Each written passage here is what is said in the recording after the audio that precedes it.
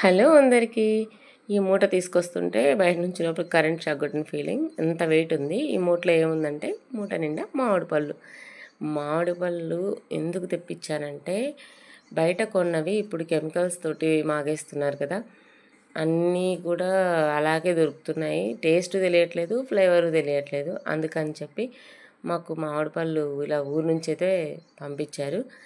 వరిగడ్డి అలాగే మామిడి పళ్ళు. వరిగడ్డి ఇక్కడ దొరకదు కాబట్టి అదే మూటలోనే వరిగడ్డి కూడా పెట్టి పంపించారు. అలాగే ఊర్లో అక్కమ్మ గారి పర్స జరిగింది, నేను వెళ్ళలేకపోయాను. సో అందుకని చెప్పి మా కోసం స్వీట్స్, నా కోసం బ్యాంగిల్స్, నెక్ చైన్ అయితే పంపించారు మా అమ్మమ్మ. ఈ నెక్ చైన్ వైట్ ముత్యాలతోటి చిన్న లక్ష్మీదేవి డాలర్ వచ్చి చూడడానికైతే బాగుంది. మా అమ్మమ్మ ఎంత ప్రేమగా పంపించింది కదా, అందుకని ఇంకా చాలా బాగుందన్నమాట. అయితే ఈ మామిడి పళ్ళన్నీ కూడా 2 రకాలు పంపించారు.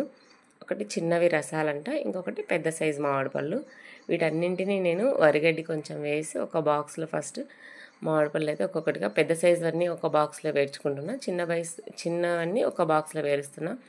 ఫస్ట్ పచ్చి మామిడి పళ్ళు పంపిస్తాము ఊరు నుంచి అన్నప్పుడు నేనైతే ఒక 10 కేజీస్ అయితే చాలు, అంతకన్నా అయిపోవని చెప్పాను. కానీ నాకు దగ్గర 40 కిలోస్ అయితే పంపించారు.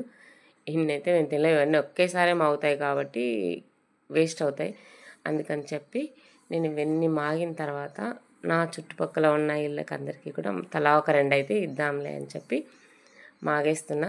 పచ్చి వేస్తే ఏవి చెడిపోతాయో తెలియదు, ఏవి బాగుంటాయో తెలియదు. సో బాగున్నవి వేస్తే వాళ్ళు కూడా టేస్ట్ అయితే ఎంజాయ్ చేస్తారని చెప్పి అన్నీ నేనే మాగేస్తున్నా. మీరు ఎంతమంది మాగేశారు ఇలా మామిడి పళ్ళు? మేమైతే ప్రతి ఇయర్ మాగేస్తాం, కానీ నాకు మాగిన మామిడి పళ్ళు పంపించేవారు. ఈసారి ఫస్ట్ టైం ఇలా పచ్చికాయలు పంపించి వరిగడ్డితో సహా మాగేసుకోమన్నారు.